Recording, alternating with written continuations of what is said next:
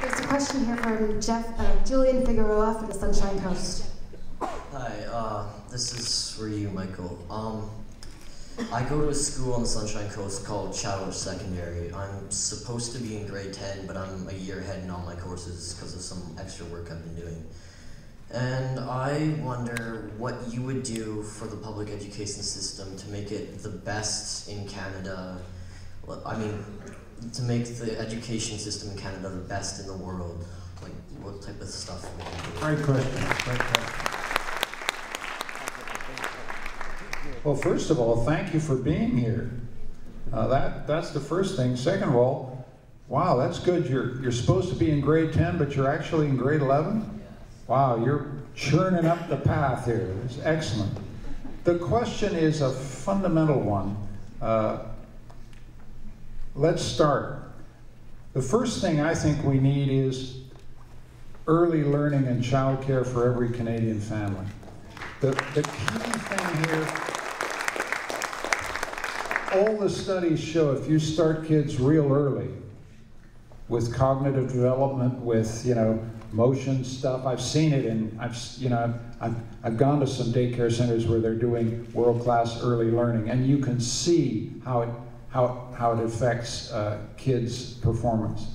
And if we start real early, we can get there.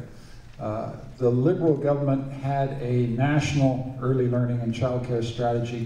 The first thing the Conservatives did when they got in was to scrap it.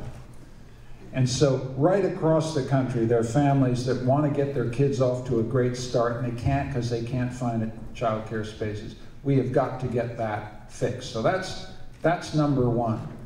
Number two, the secondary school system that primary and secondary school system that you're in is in a provincial jurisdiction. And some of the stuff we're doing out there is pretty good. If you look at us internationally, we compare pretty well on math scores and language scores and reading scores.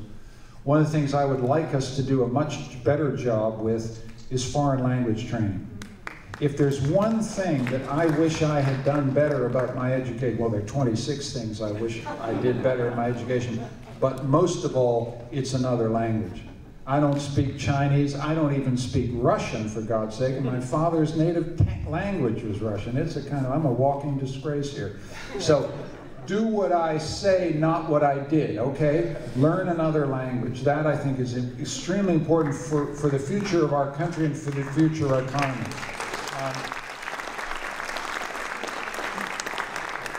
Je suis fier du fait que je parle un peu de français. Ça, c'est obligatoire pour un Canadien de parler un peu de français. Mais je parle d'une autre langue, une troisième langue qu'il faut apprendre. Bon.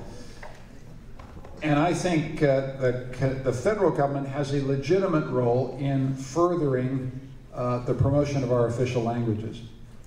Another thing we need to do about our education that we don't talk at all is cherishing, encouraging, and developing Aboriginal languages in this country.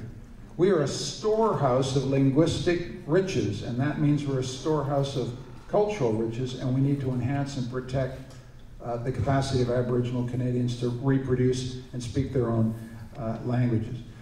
Then we get to post-secondary education, which I know a little bit about because I've got more education that's probably good for me. And here, we've got substantial barriers of access. We've got crippling student debt loads.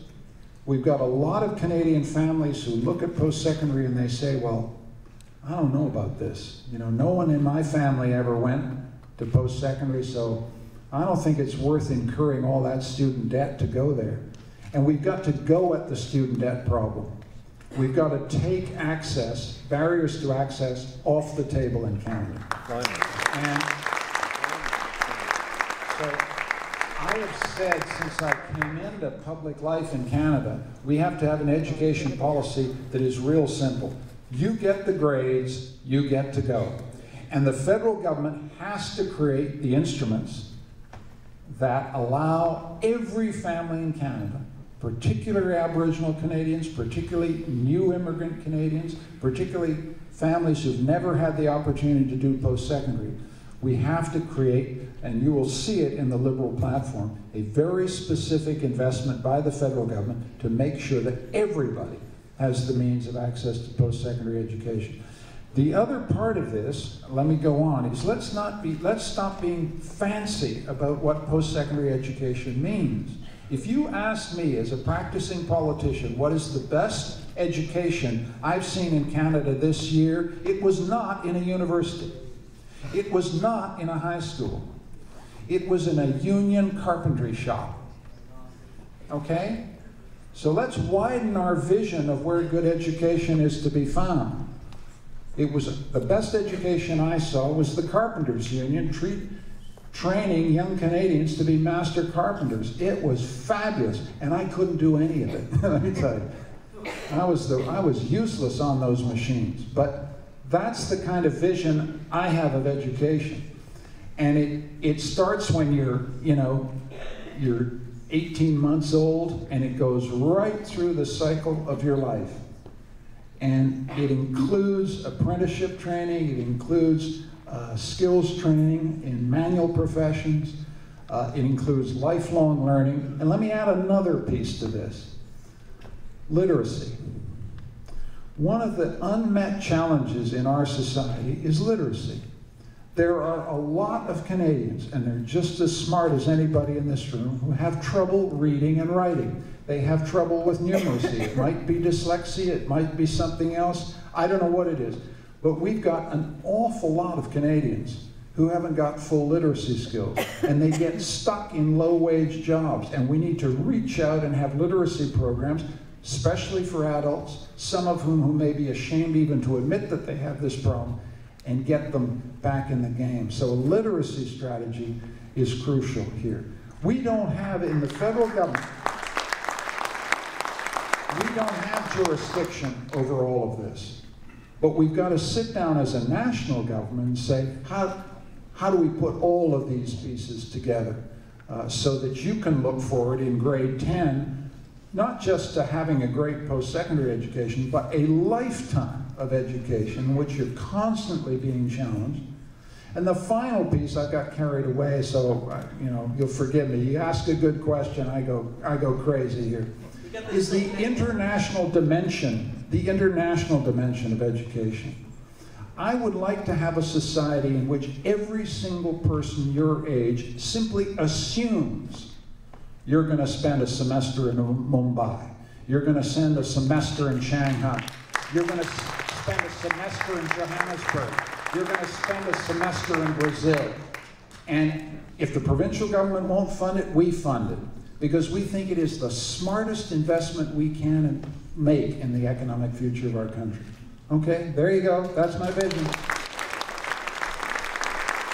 The next question is a written question, and it's probably the question that's come from... I just wanted to add one thing to that. Today I met with the Vancouver Board of Trade and some of its members, including its chief economist. I expected the whole discussion to be on corporate tax cuts. Most of the discussion was on early childhood and learning and on the importance of early childhood education.